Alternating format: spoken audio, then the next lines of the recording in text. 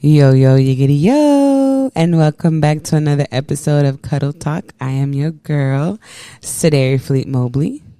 This your boy John. What? What is this intro? This your boy John. That's not how you do it. Yes, I do. No, you don't. Yes, I do. The last time we did it, you said that this your boy John, a.k.a. DJ Anonymous, and then you dropped the DJ Anonymous sound. Oh, yeah, and this is in conjunction of Sports Biz Music, the podcast as well, because this episode will be dropping on Sports Biz Music. So this is your boy John, a.k.a. DJ Anonymous. DJ Anonymous with another episode of Cuddle Talk and Sports Biz Music. What's going on, wife? Hi, husband. Face ass.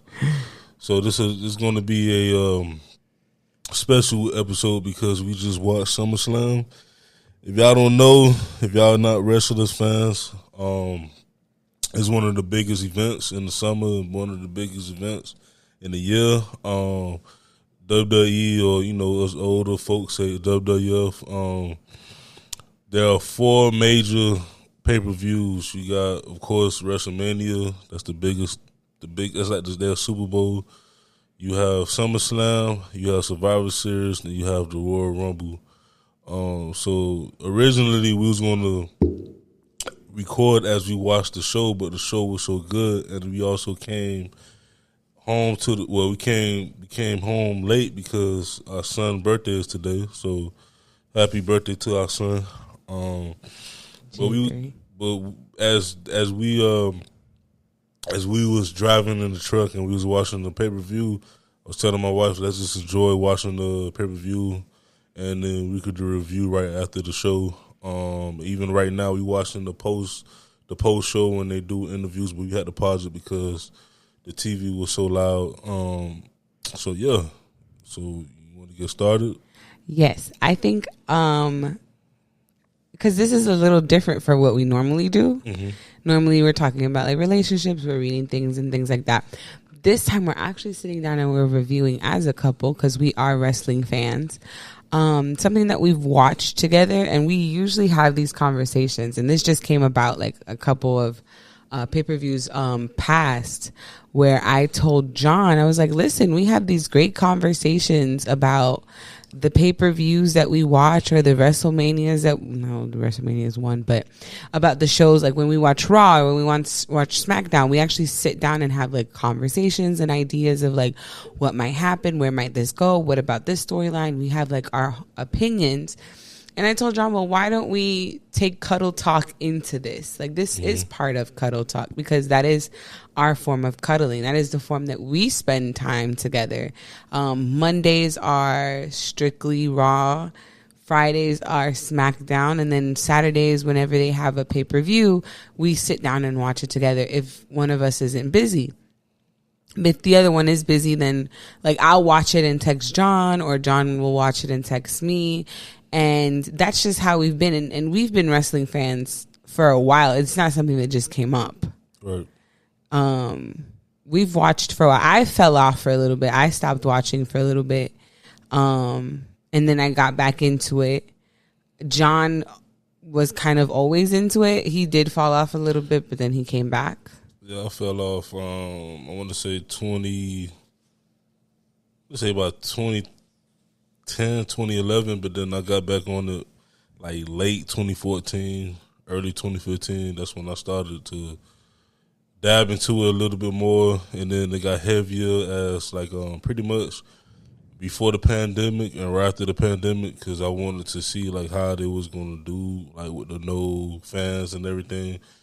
And then if us wrestling fans know about the beautiful storyline of the Bloodline storyline, and then the different talent that came out of NXT for the last 5 to 6 years. So all of that really put me, and then also too having Triple H being more and more and more involved into wrestling now that he's like the COO, so Creative. So it got me more involved with wrestling because watching it, especially for the last year or so, I want to say heavily like the last 2 to 3 years, it really reminds me of the Ruthless Aggression era and the Attitude era. So, which is the eras that we kind of grew up in, right? Because that's when I watched it, and then I fell off around the same time that you did. Because I went to college, and you're in college, so you don't really have time to like sit down and watch. I didn't have anybody else when I was here, and I watched. Because I went out of state, not out of state. I went out of the city.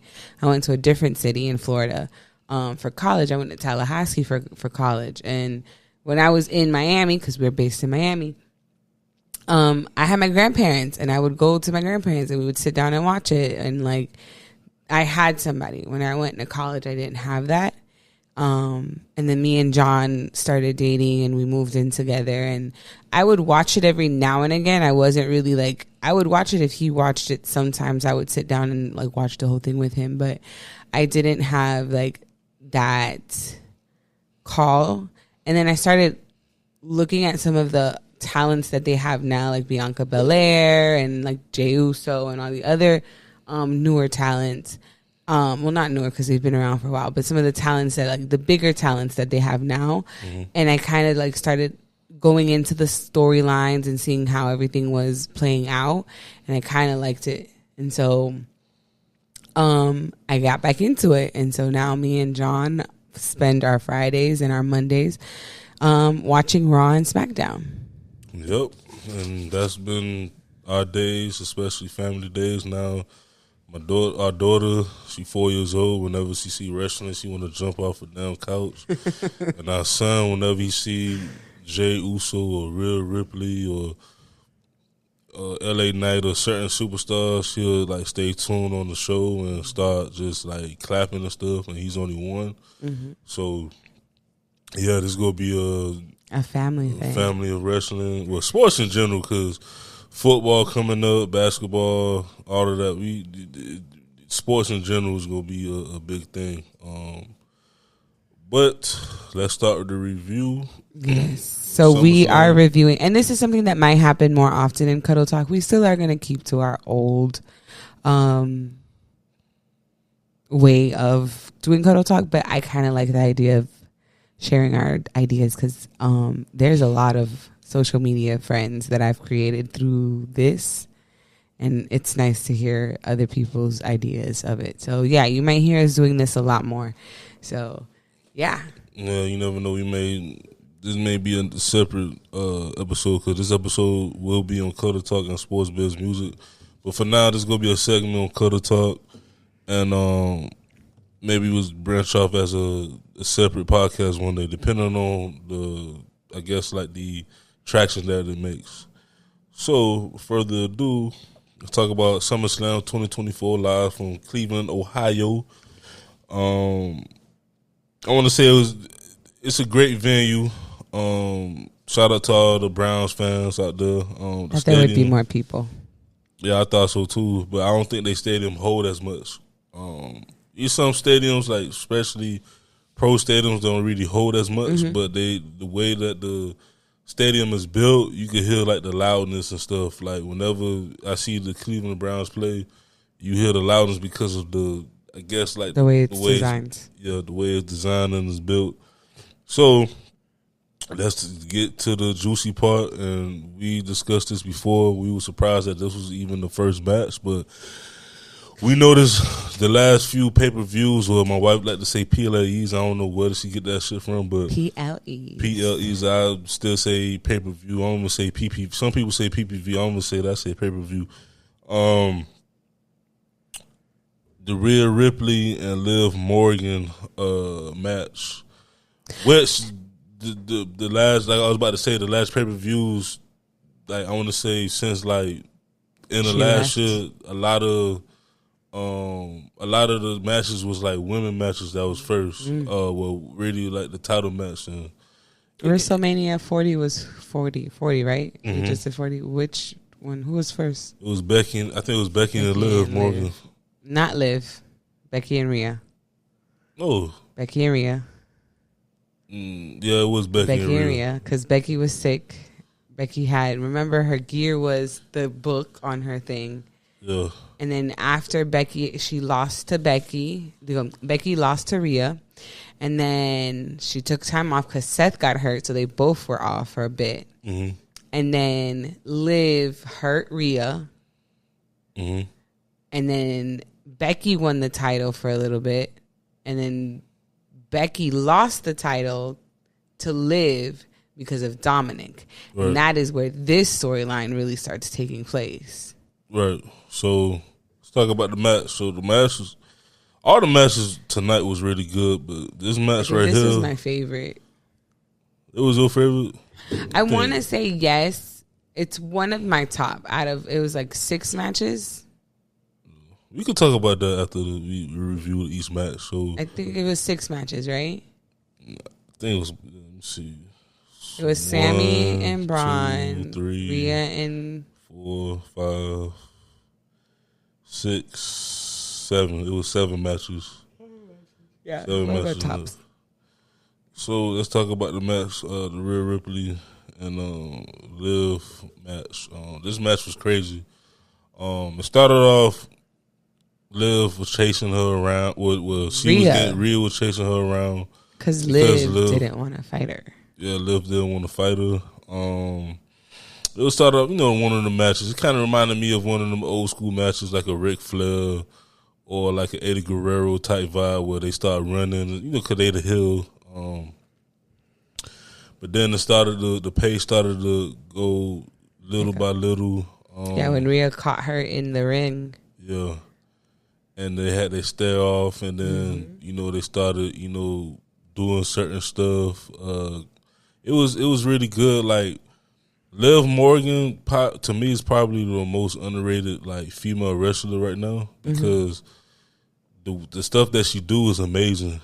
That cross, I forgot what they called it, where she was on Rhea like a cross, and then she slammed her down. Yeah, that all the crazy. Core strength she needed just to because Rhea is a big girl. She is. She's a strong, sturdy girl. Like, when I say big, I'm not saying like she's fat. I'm saying like she's very muscular, and she has a lot of power. And so for Liv, who's like 5'4". Not even. I think Liv like 5'3". She's super short, very petite. To take this 5'9", 5'11" woman, about 5'8", 5'9", but she's big, like she's and muscular, and then take her and slam her back just by using her core, because her legs are wrapped around one part of Rhea, and her arm and the other parts are wrapped around the other side. Like, she's holding her like a cross. To slam her back, that's a lot of core strength. And I think that move was amazing to me. Yeah, that move was amazing. Also, when Rhea, popped her shoulder and she still wanted to go, that was crazy. I feel like that was one of the moments where, because we said it before, like when this whole story was started, like with Liv and Dom, we was like, Rhea gonna come back and she gonna be a babyface. Even before she lost the title to Liv, I felt like Rhea's about to have. We both felt like Rhea's about to be she's gonna be a babyface soon. But Rhea's she's been building up the fan base, like even as a heel. Yeah. Which I never really saw her as a heel. Like, she's not like a heel to me. She's like in between. She's an asshole when she needs to be an asshole, but she's loved. Like, it's weird. But I don't know. She's always had that fan base. She's always had that group of people who she had that cult following. So, I mean, I'm just glad that now she's on a different side. So I'm excited to see how they're going to take her from being this heel. I hope they don't change her appearance, because it's still like the dark. Who? Rhea. No, Rhea she's gonna keep that. You got to keep that, but I'm excited to see where they're gonna take her now with it. Like, it's clearly going to be now. We're on Liv's revenge tour. She has her revenge now. Yep. But we are now going to be on Rhea's revenge tour. It ain't gonna be like Liv though. It's not gonna be like Liv. Liv's revenge tour was perfect. Everybody that beat her, she beat them in perfection. Yes, she had help, but she defeated them. And if you don't know, because if you didn't watch, her help came from mommy's little dom dom. Oh, but wait, don't. Before we get into that, we got to talk about. They each was going on their finishers. Like they each had their finishers. They was doing their finishers, and this is one of the things I love about wrestling. So, like you said, it was a slow build. Liv was running around and shit. Rhea, she was like trying to chase her. They finally got in the ring. They started doing, a couple moves here and there, and then it started to go in a fast pace. Rhea with her savage ass, she got them unpop her arm and stuff with the down announcer table. That was crazy. Then it started going fast paced. I'm talking about they was doing different moves. They was going around. They utilized the whole square of the ring. The athleticism is crazy in this match. It's crazy, and then like they both did their specials. They both did their finishers, and they we thought it was over. We thought Liv was gonna win. We thought Rhea was gonna win. It went back and forth, but dumbass Dom. So you say no, but we said so. Here's the thing. So if you are not a wrestling fan, here's what happens. You are not allowed to use certain unless it's allowed. In a regular match, you're not allowed to use chairs, right? Because you can't use the chair, you won't win, you'll get disqualified. And the whole point of this match is for Rhea to win the title. Mm-hmm. We want her to win the titles match. So dumbass Dom, pretty much tricked all of us into thinking that he was really like helping Rhea by stopping her from grabbing the chair, because I thought Rhea was going to get ready to, like, she was going to say, fuck the title, I'm going to exert all my revenge on this bitch. Mm-hmm. And Dom was like, no, let's not do it this way, let's think about it, you need to get the title, you can't win this way. Mm-hmm. So he takes the chair from Rhea, only to, ladies and gentlemen, boys and girls, only to throw it back in the ring, allow Liv, take the attention from the referee, allowing Liv Morgan to complete her finisher on the chair, because she had completed her finisher before, but it didn't have the power that she needed to knock Rhea out. But now with the chair, she was able to complete her finisher and retain her women's title. All thanks to the little dirty Dom, the little disgusting dirty Dom. Yeah, but we called it though. You knew it was gonna happen. We had two theories. We said either Finn Balor, because there have been some times where we've seen Finn around with the Liv. He took the hotel key. So we thought it was going to be Finn, but I am extremely surprised. But I think there was a point. I wasn't surprised. There was a point within these last Mondays, and I read somewhere that match where he fought against his dad, and he's never beat his dad. I don't think he's ever won against his dad. Who, Dom? Liv helped him win that match. And that is something that Rhea has never allowed him to. Never helped him do. And then when the whole like Jay situation was happening, and I think Dom was like, okay, yeah, I'm not, this isn't a 50-50 relationship. Like, she really doesn't give a ish about me. And then he made his decision to betray her. That's the way I'm seeing it. I'm excited to see what's going on Monday. Maybe he'll explain himself. But he betrayed Rhea, and he is now with Liv. Yep. So we got to see. You got to see how that storyline, even with the whole, like, we're gonna talk about the Damian Priest match later, but even with the whole that whole the faction, Judgment line, yeah, the whole Judgment Day storyline, like, who's the leader? Like Carlito, who knows? But I'm using my reference for Yahoo Sports. They gave the match a grade A. I'm looking at Bleacher's Report, and they're giving it a B. I would have gave the match an A+. it had everything. Like let me tell you something. The women for like the last 5 years overall, and this is people who watched the ruthless aggression era, the attitude era. Like, yeah, we had a couple of women that was, like Jacqueline, like Trish Stratus, like China RP, just to name a few that was actually wrestling, that actually like, had the crowd moving or whatnot. But in this era of wrestling, like, it's so many women that could, like, it's not just about a pretty face or body no more, or even like because back in the day they did have a lot of talk. They had great mic skills.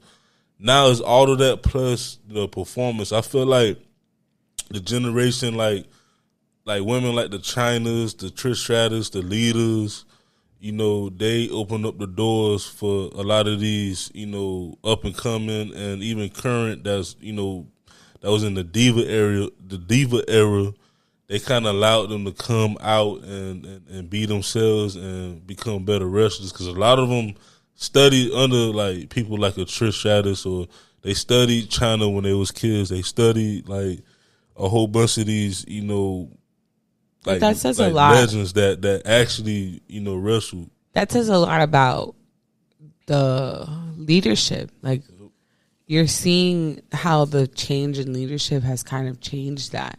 So now you have people like women who are in this thing. Like, yeah, you still have your ditzy divas like Chelsea Green, and you still like, she can wrestle though. But she can wrestle. But you still have the divas like Maxine Dupree, who's actually getting better. Like, she's actually been improving. But for a while she was just a pretty face. Yeah, she was. So now to see that a lot of the women like Becky, Lynch, Rhea, Liv, Bianca, Jade Cargill is like really that big change. Like, even Io Sky does flips and things that we didn't see growing up. It was, man, like I said, the trajectory that the women's division is going to be crazy, and I can't wait to see, because now, like, it's gonna be a lot going on for the next, for the rest of the year. But to go back to Rhea Ripley and Liv Morgan and that whole drama, we can't wait till Monday. I can't. I'm excited to see what's gonna happen, how Liv is going to, just how this is going to play out now. Because Rhea is now going to go after, forget Dom. Like, Rhea wants her championship. Yep. That's what she wants. You can keep Dom. Don't nobody want that dirty dick. Yep. So, like Zelina said. Yep, there it goes. So, the next match we're going to talk about is Braun Breaker and Sami Zayn. I'm sad about this match. I'm not, because I've been watching Braun Breaker since NXT days, and he's good, but I'm just sad about it. Sammy, it was Yahoo Sports gave it a C. I give it like a B minus. It wasn't bad. It was just one of them quick matches that still had like, felt like a filler match. Yeah, like Sami Zayn still did his moves, but Bleacher Report gave it a B. Yeah, I give it I think it was a B minus. B, but if you give it like a C plus B minus, it's probably like the worst match, but it wasn't like it wasn't. It was rushed. I will say that. Yeah, it was. So rushed. Somebody in the Rhea and Liv part, that match must have ran over. It had to, because this one felt rushed. Yeah. But also, too, I didn't get a Halua kick from Sammy. He did. He missed it. No, but normally you would get like at least one where he, Yeah, but I think, like I said, like Braun Breaker, he's going to be big. He's going to be a superstar in the making. I know a lot of people, they're like, man, why Jay Uso, why he didn't get this break and stuff. This is what I'm trying to tell my wife. Jay. I'm a Jay Uso fan, and I refuse. Jay came from a faction. Jay came from a place where he was known as a tag team partner with his brother. So now, if I was in Triple H, like shoes, I'll do the same thing for Jay, because like I want you to try to break away as much as possible from the bloodline, even though he's gonna get dragged back into it because of this, this whole like war games, this whole war with the bloodline or whatnot. But at the same, I feel like I don't want him to go into the war line without having his title. He needs to have the title. Like, you can't do Bloodline's war game and have the original. We're jumping the gun here, but I can't. We'll talk about it when we get to the end. But I just feel like, I don't know. I get what you're saying, though. I agree with you. I feel like Braun Breaker has proven that he does have the ability to hold. Yep, and he's very. I will say he's, for being such a. We discussed this while watching the thing. For being such a big, muscular guy, because he's not tall, he's just big. No, he's tall. He's about 6'1", but he's big. He's a tank. Yes, and he can move with such agility. Like, he moves so fast. His spears are literally 23 miles. He's another. Well, not literally, he's another big guy that's very agile, that moves fast, but he could also go on the top rope and do whatever he want to do. Because didn't he flip him? Yeah. Like, all of his moves are so like precise and like jumping off of the rope and flipping off ropes and flipping off the rope with the other person on his like shoulder. It's crazy how big this man is. Like, there is impossible. Why are you this big doing this? He's athletic, and he's the father. He's the son of Rick Steiner and the nephew of Scott Steiner. And I watched them not in the early days, because I wasn't really. When they started wrestling, I wasn't born yet. But like, I watched them more late in their prime, and they were still wrestling like good. But Braun Breaker, he different. Like, whether they like groomed him when they was coming up and stuff, it's just like. And he played football too. I believe they all play football, but the way he moved as a 6'1", that's why you want 6'2", Jay to play football. Yeah, because you got to be agile. That's where it comes from playing football. When you 6 feet, 6'1", 6'2", 6'3", 250, 260, people would think like, oh, you shouldn't move that fast and everything, because you so like, you big, and like, because people gotta understand, 6 feet, maybe to like basketball and stuff, maybe that's short, but that's still like, for a regular man, that's still tall. Like, you still could have back problems and leg issues and stuff, but the way he's like carrying people, with the way he's moving around the ring, the way that he's doing these moves on top of the rope, it's crazy. And he has a bright future. But, I'm also a Sammy fan, so I was rooting for Sammy, but I understand.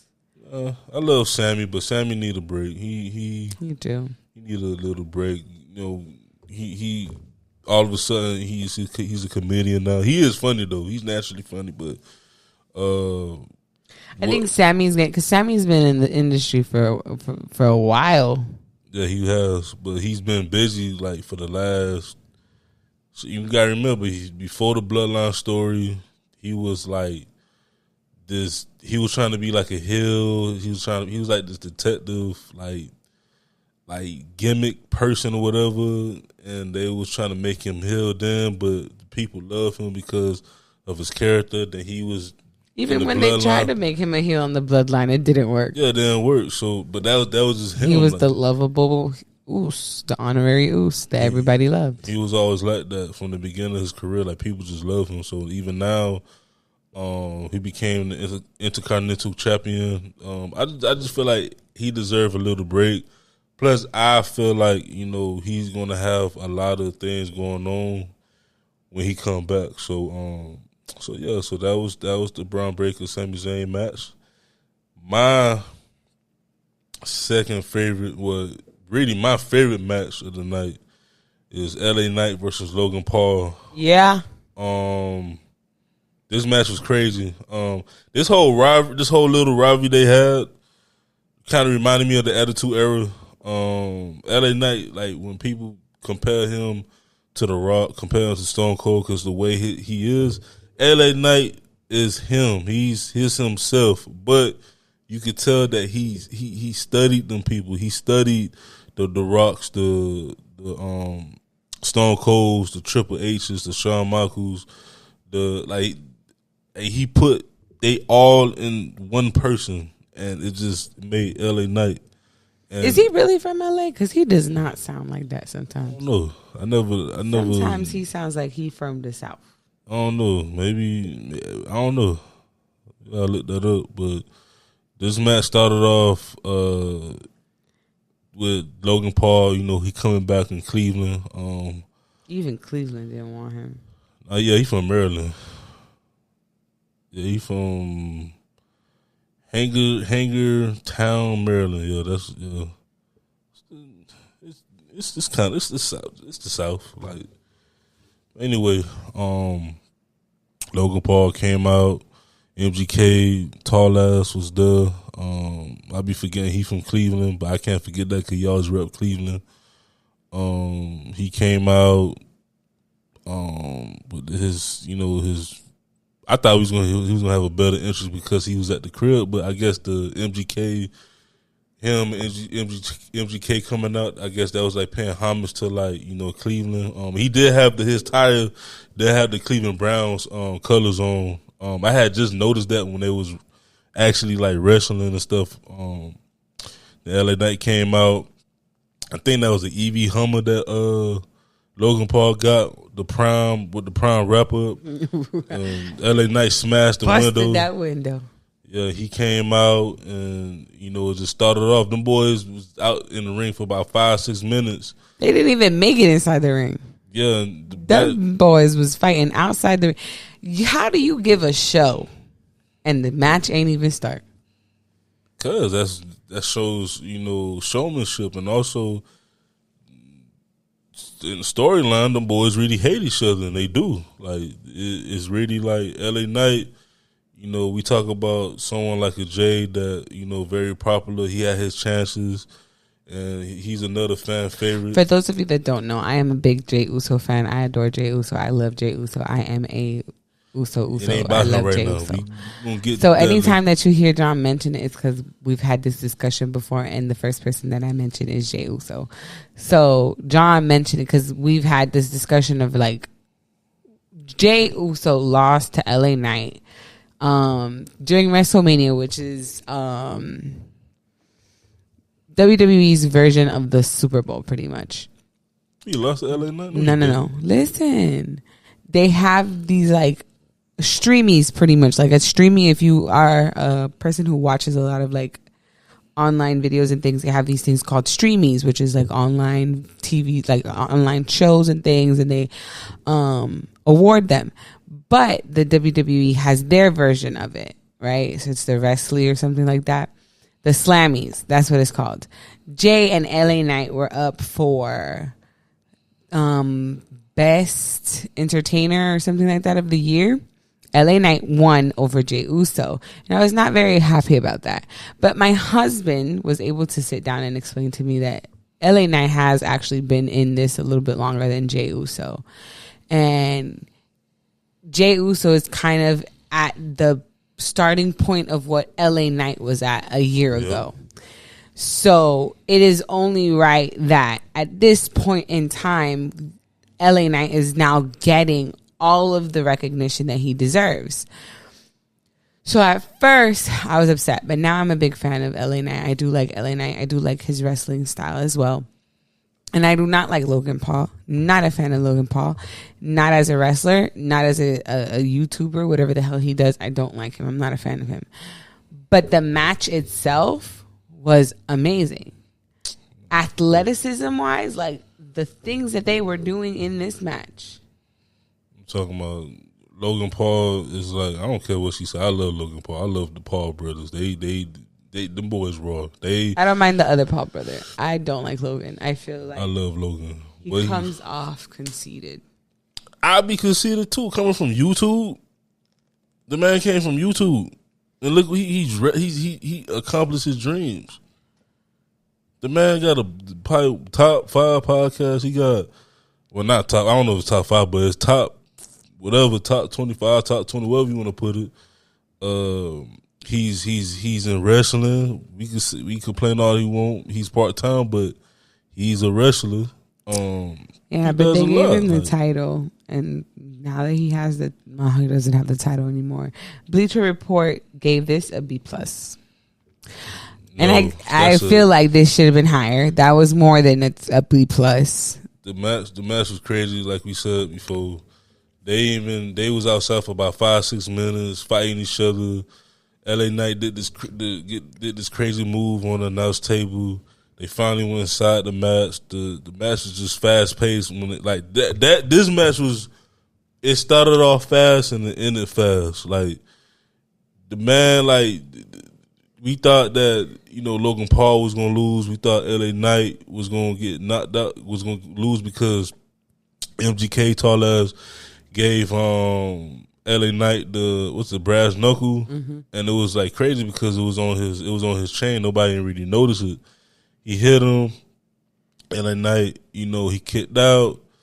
Like it was, the match was crazy. The man did a super it was what they call it, it's like a superplex, but it's like a what they call that? It's like a brain buster suplex, something like that.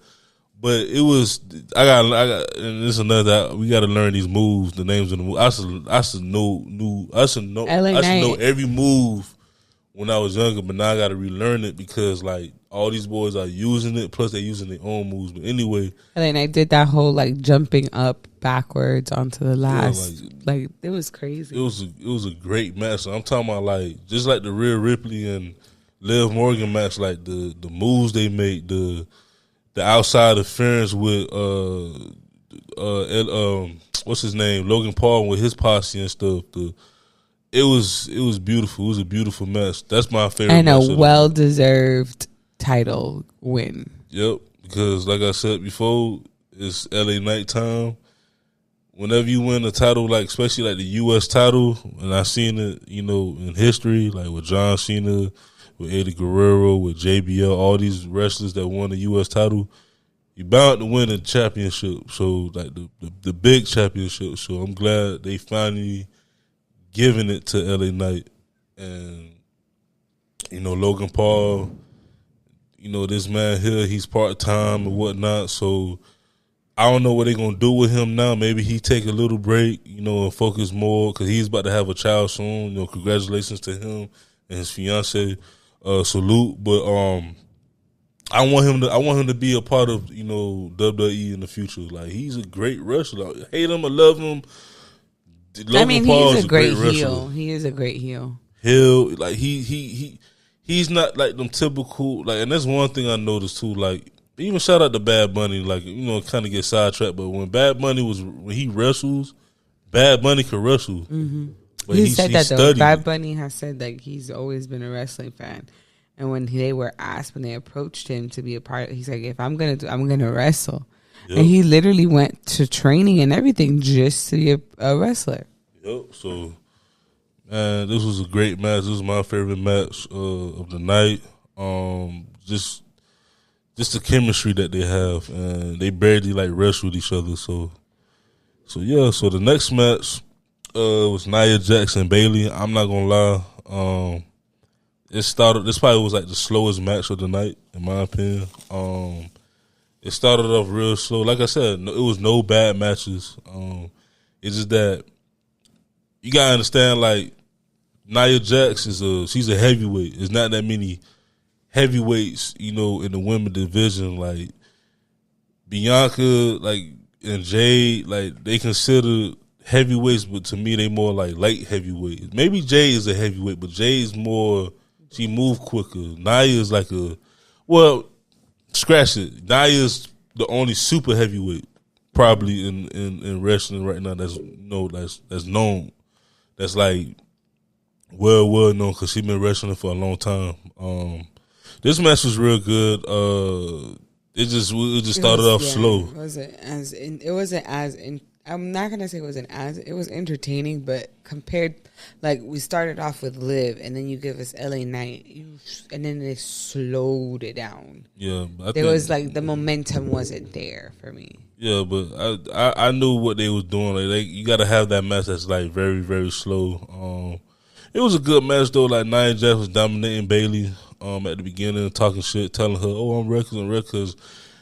Bayley, just like other female wrestlers, was telling people and telling Nia just how reckless she is when she wrestles. And she is kind of reckless, but she gotten better over the years.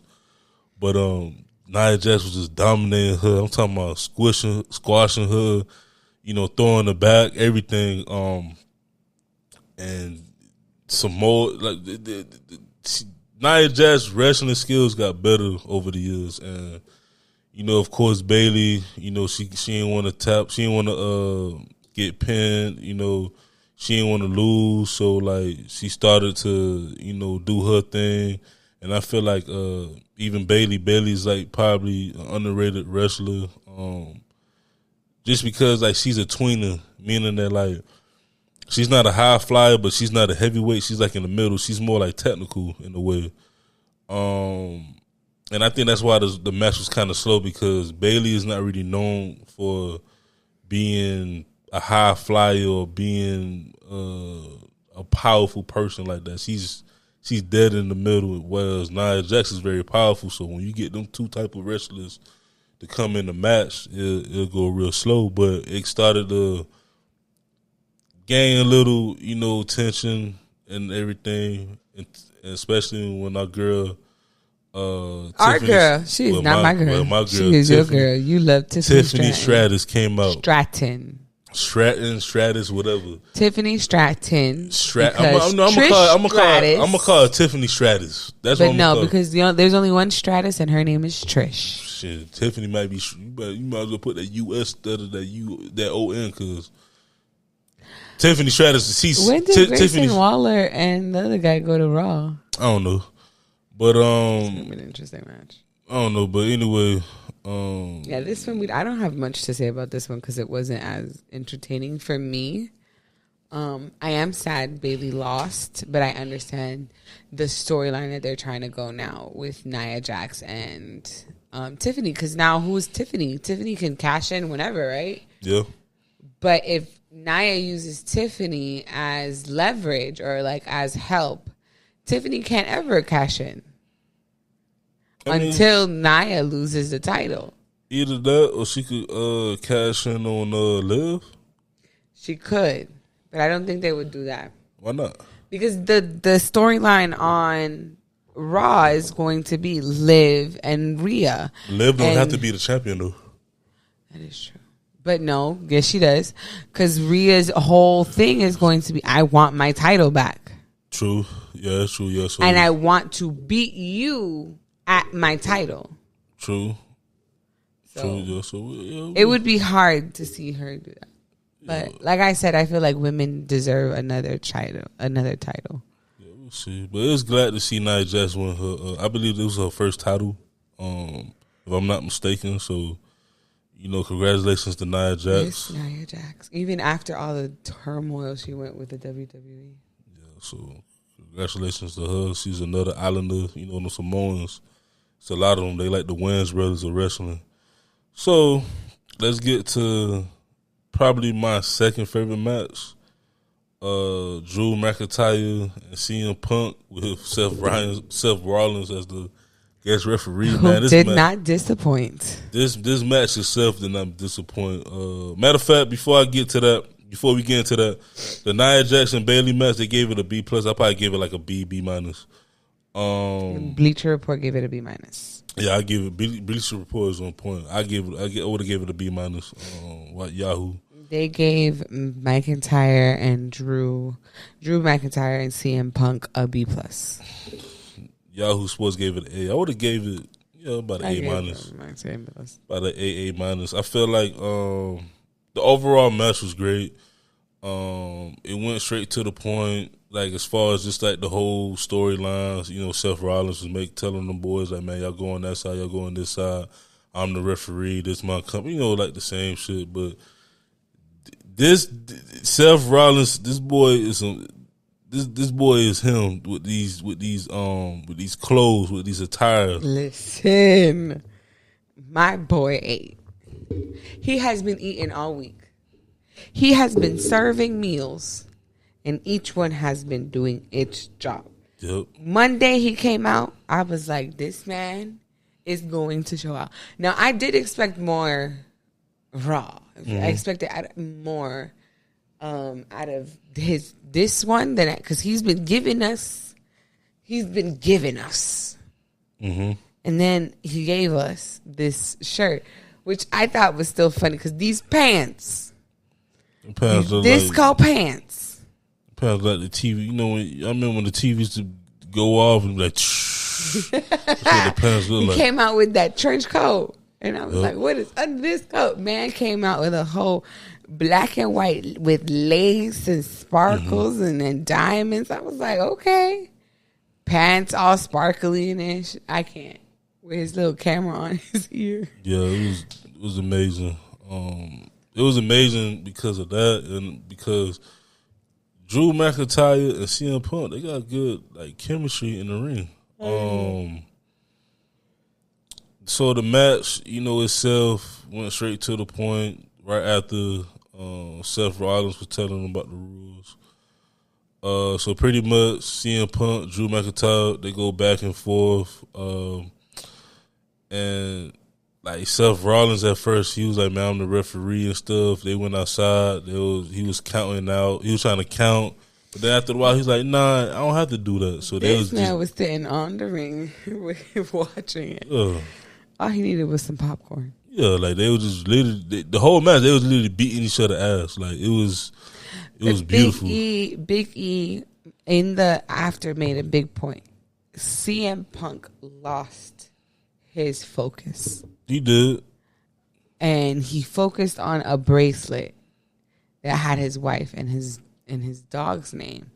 But his wife and his dog were not in the ring. You need to be focused, get the job done, and then worry about the bracelet later. Yeah, but that's gonna go with the storyline. I feel like this story is not going to end. This rival is going to keep going probably until like maybe what month we in? We in August. Probably until like Bad Blood. That's gonna be in October. I see why Pat McAfee stands up when he does his podcast. Pat McAfee just stand up because that boy, I think he got ADHD. But anyway, pretty much the match overall was great. That was one of my favorite matches too. They was doing their finishers. Seth Rollins, like he got hit. Sometimes he got pushed. Drew McIntyre was trying to hit CM Punk with the chair. He was telling CM Punk basically like, man, you want to end this right, we should end it right now and stuff and everything right now, right? And Seth Rollins was like, okay, do whatever.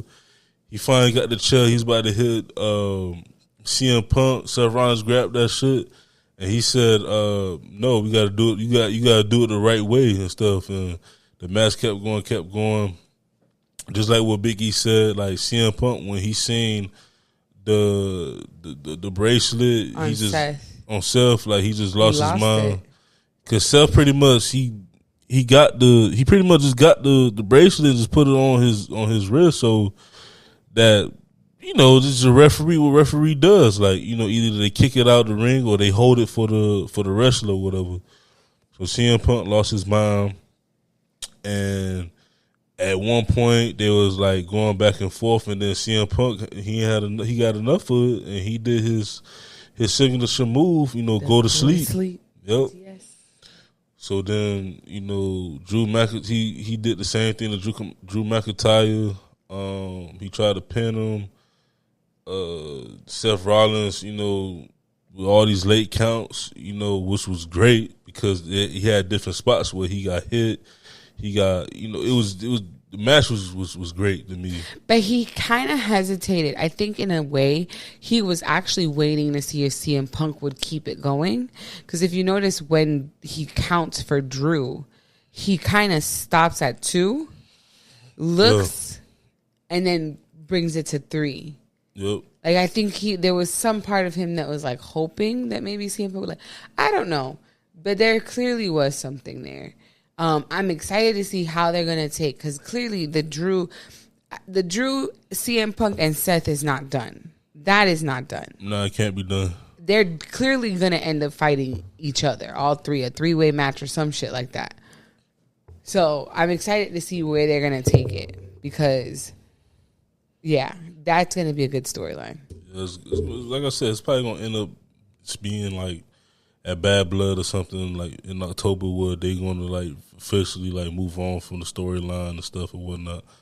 But yeah, me, that was my second favorite match my third favorite match of the night, because it was the LA Knight, Logan Paul, and then it was the Logan Paul and LA Knight was my favorite. My second favorite was what's his name? Damien? No, Rhea Ripley and Liv. And then my third is the CM Punk and Drew McIntyre. So after that, we got Damian Priest versus the Ring General. I'm trying to do it how they do it. Gunther. Which... this match was good. It was good. But you and I clearly saw some fuck-ups. Yeah. Pretty much the main fucked up was Bleacher's Report gave it an A-. Yahoo gave it a B+. Yeah, it was about a. It was a good B match. B+, A-. Yeah, because Gunther started bleeding. Yeah, Gunther, Damian Priest, they are, for big men, they are great wrestlers. Like, they never had a boring match. Yeah, there's a lot of passion from Damian. Yeah, like it's a lot of passion. It's a lot of from both sides, because Gunther, pretty much he represents his own family and stuff. Gunther.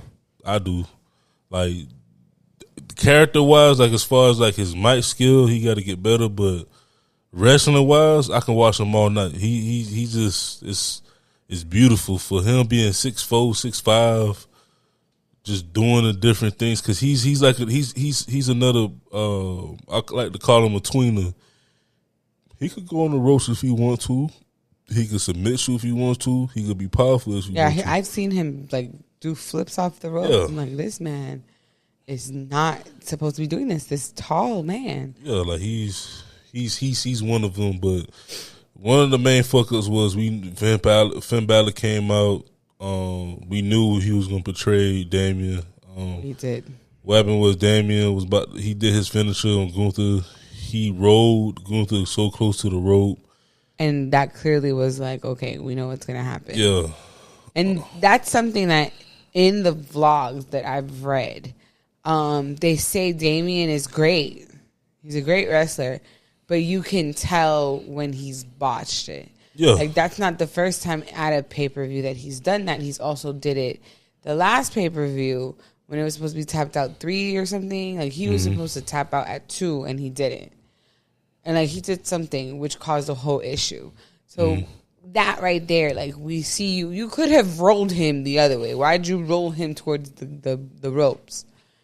Because Finn Balor was going to put his leg on the rope so that he could betray you. But the problem is now Gunther wins. What is the point of Finn betraying him? Oh, he loses the title. Yep. If he would have kept the title, then Finn could have ended up with Finn and him wrestling at another pay-per-view. I think it's more than the title, though. I think it's the Judgment Day, just like the Bloodline. It's gonna be like a division. I feel like they're gonna kick out Damian and they're gonna kick out Rhea, but it's gonna be somebody. I don't know if it's gonna be Carlito. I don't know if it's gonna be Finn Balor. Tag team partner. What's his name? I forgot his damn name. J.D. McDonough. J.D. Yeah. Somebody gonna disagree on what's going on. I think it's gonna be what's his name? Yeah, Carlito. It's gonna be somebody that's gonna be like, I don't agree with this. Y'all need to like, stop this beef and stuff or what's going on. But it's gonna be interesting. Like she said on Monday. I'm gonna see because now what do they have to go towards? Like, it could have been Finn versus Damian at another pay-per-view where they go for the title. But now he doesn't have a title. Finn cost him the title. He has no title. Finn has the tag team title. Like, what is the point now? So y'all are just going to hate each other until what? One of you gets a title? Like, it's confusing. I don't know. So it's interesting to see. It's like, I want to see where they're going to take the storyline. Or maybe Finn Balor may challenge Gunther and win it because they already got the tag team titles. Liv, she's the what's his name? She's the women's champion, and then unless they turn this into like how the Bloodline tried to prevent Jay from winning anything. Now Damian is gonna be Finn's Jimmy. Yeah, pretty much. I mean, we'll see though, because I started to fall in love more and more. Judgment Day to me just be boring to me, but then like lately, like no, you just like Rhea. Not even just that. I always like Rhea. I like Rhea too. She's sexy. I always like Rhea.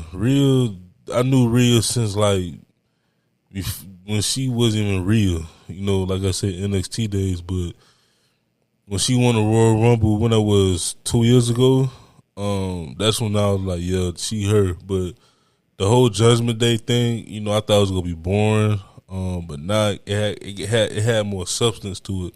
Everyone grew to their own characters, like Dom, his own character, Damian Priest, Finn Balor. If y'all know, Finn Balor had challenges too, in the last few years trying to find himself, Because he went from being a demon or some stuff like that to now being who he is. Yeah, so like he's interesting to see where he's gonna go with that.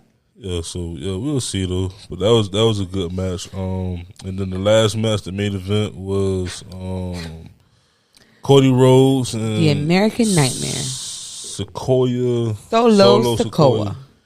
And this match was, it was great. Yahoo Sports gave it an A-.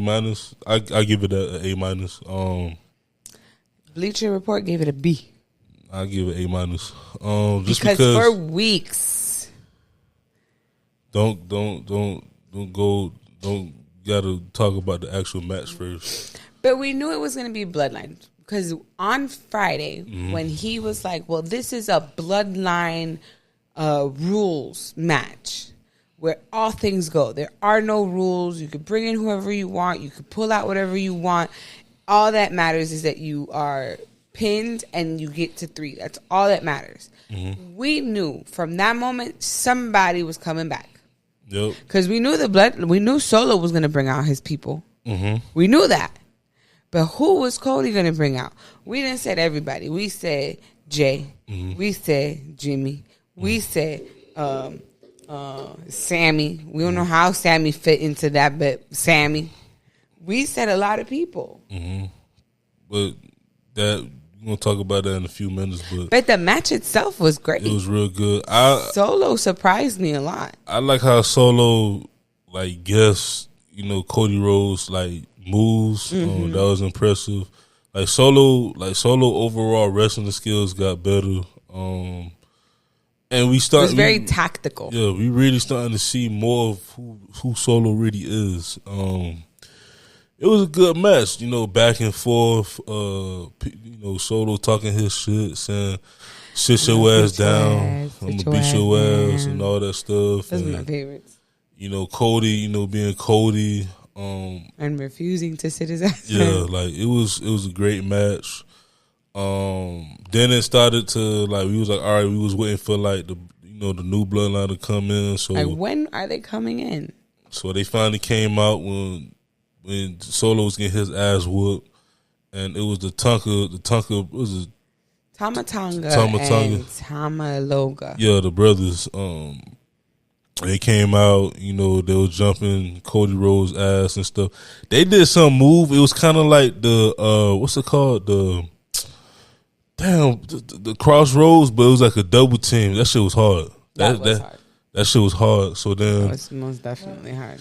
Kevin Owens came out. We knew he was one. Boy, Kevin Owens came out. He looked hurt. He came out.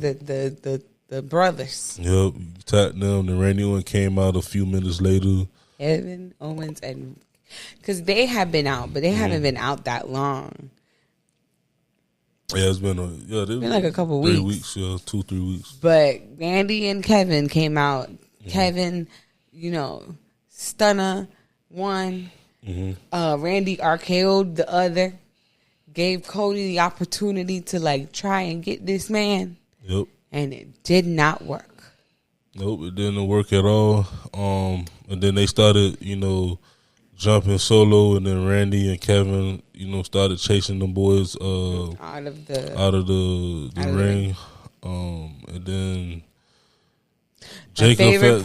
My favorite part was Cody grabbing and Cody is slowly but surely becoming unhinged, and I like unhinged Cody.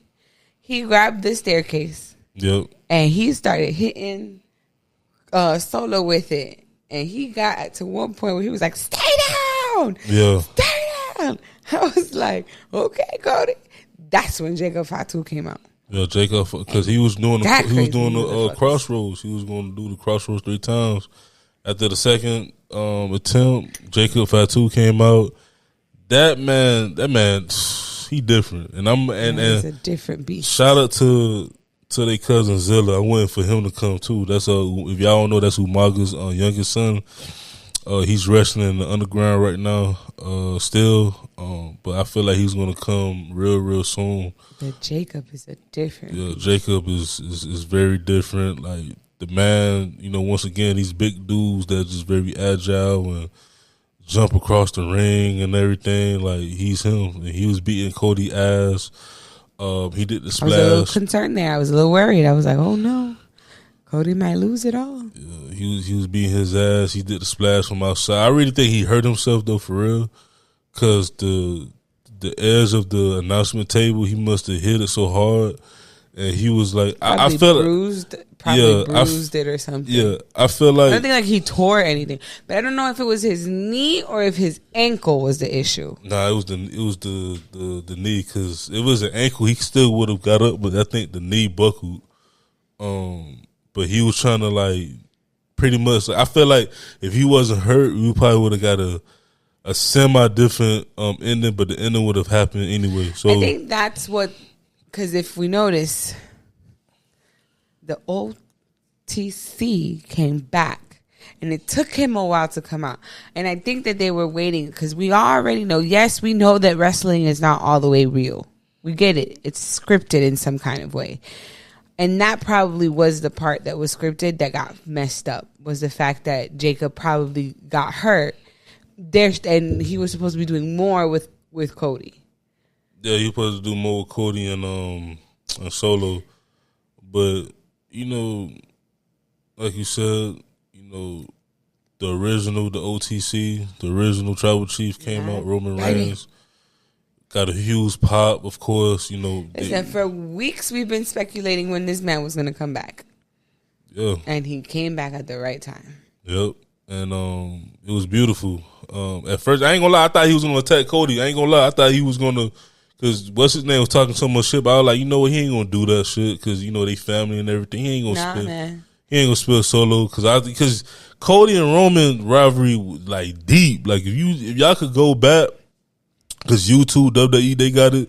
If you go back into their rivalry, it's like they got like an hour of how the rivalry was built up and everything. Roman said some shit. Cody said some shit. Like that's probably one of the best rivalries in the whole WWE history. But man, for Roman to come out first to do the what's it called, the Superman punch and then Spirit Solo. I like, that's beautiful. And it was like a huge ass pop. It was a huge pop. Listen, when that music went and it started and everybody was like, oh, we were like, oh my God, yes. Because we didn't know who was coming out. We were like, okay, that's it. I guess we're done. No more guests. Listen, I'm excited that Roman is back. I'm excited for Friday to see what happens. I am glad Cody retained. I was like, Cody taking a little too long to pin this man, though. Because he was shocked. I get it, but I would have been shocked too. You got a job to do. Yeah, but that's my rival. Like this man, I know he ain't there to help me, but he's like he want me to win because he's trying to teach his cousin a lesson. And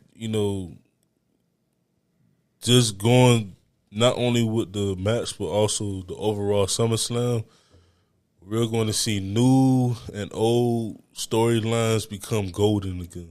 Like not again, but it's been golden like the whole year, the whole past 2, 3, 4 years. But we're going to start seeing new and old storylines go to a whole different level. Like it's going to be crazy. I mean, I think everybody already wants to see the original Bloodline and the new Bloodline go at it.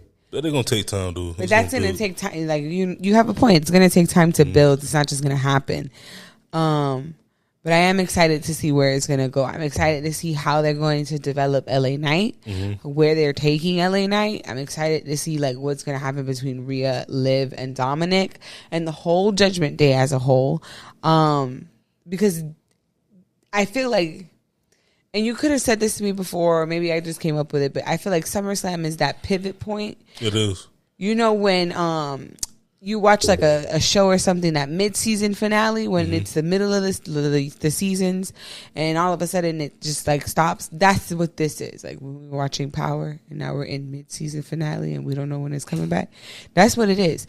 SummerSlam is the mid-season finale. It is where everything switches and prepares you for every other pay-per-view. Yeah, it's always been like that because after WrestleMania after that it'd be like kind of dead. But then when SummerSlam come around, it builds up, and then after SummerSlam, that's when the years start to build up a little bit, little by little. Then you technically be in WrestleMania season because Survivor Series, that's the start. Survivor Series and then Royal Rumble and all that. But which is where you think Jay is going to get his title. Yeah. Not where, but his. He's going to win the Royal Rumble, and then he's going to win at WrestleMania. Y'all got to be patient. I know what Triple H and them are doing. Even his pops, Rikishi, shout out to Rikishi. He's a legend. I get it, but y'all have to be patient. Y'all think Jay is big now, but once the build up, continue to build, once he get back into that bloodline story, which I feel like he's not going to be in there that long. He's going to just come in to help, and then he's going to go back on his solo run. The man is going to be huge. And my prediction is next year, WrestleMania, he's going to be the Raw champion, and then LA Knight's going to be the SmackDown champion. That's what I see. Like, that's my early prediction. But. So if any WWE people, higher ups are listening, you might want to hire my husband and me to help you guys write some of these stories. No, they doing great. I just hope that's the ending. I hope that's like the end of for this season, like the LA Knight, Jey Uso, because they all I never seen. Well, I've seen this before, but not like in this impact of you never had wrestlers who really won a championship that have this big pop like when Jey Uso come out, it's the yeet, it's the what I'm saying, people waving their hands up and down. When LA Knight come out, it's the it's I never seen non-champions like this before.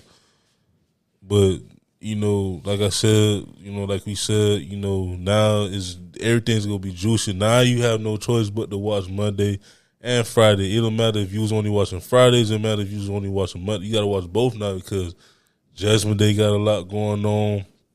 Nia Jax, we got to see how her run going to be. How that storyline between her and Tiffany is going to develop. Yeah, Braun Breaker, he's going to go on the run. Gunther and his title. Who else? It feels like wrestling is back to what it used to be for both you and me. Yep. because it's now interesting. It's not cookie cutter. It's raw. It's real. Yep. And with all of the changes with the networks that they're having, it's just going to be really exciting to see like what's going to happen. Yeah, because if y'all don't know, everybody knows Raw going to Netflix in January 2025. But announced today, I seen the commercial. SmackDown's going to USA on September 13th. And NXT is going to CW on October 1st. And I feel like that's huge, especially with SmackDown going to USA, because USA is Comcast, and which means that few times out the year they going to show SmackDown on NBC, which is phenomenal because NBC, I feel like NBC with the way they set up, kind of getting on my sports entertainment geeky side, but NBC might end the run of ESPN. That's just me. But anyway, but like for I sports? said, yes, they got basketball coming back next year. They got all these contracts with all these college football conferences. They still got the NFL. They always had the Olympics. Like NBC is, to me, it's probably gonna be soon. Gonna be the top, leader in sports very, very soon. With Peacock and everything, like it ain't gonna be, to me, they gonna be the top. The head honchos. I'm just excited to see where it goes, how these stories will develop, and what's gonna happen. Yep. So this has been in our review for SummerSlam 2024. My wife getting sleepy. I am. This has been your boy John. But we will do this more often. We will see how we can develop it more, because I do like doing these things with the John, especially when it comes to things that we both are passionate about and we both like. So we will definitely do another episode where we're reviewing. Hopefully we don't have to wait till another pay-per-view, because the next pay-per-view is in October. No, it's not. They got one. The Bash of Berlin. The Bash of Berlin, I think it's the 31st. Yeah, it's August 31st. Okay, so we might have a couple episodes before that, but maybe another episode before that. But we're not going to wait all the way till then, or wait till the next major pay-per-view to do this. I think this is something that we'll consistently do, because this is fun. And maybe we'll sit down and actually watch one. I don't know if you guys would listen to a 3-hour podcast, though. Let us know. This is your girl, Sadari. I'm on Instagram, Twitter, or X, whatever you want to call it. And what's the other thing? What other thing? Twitter, Instagram.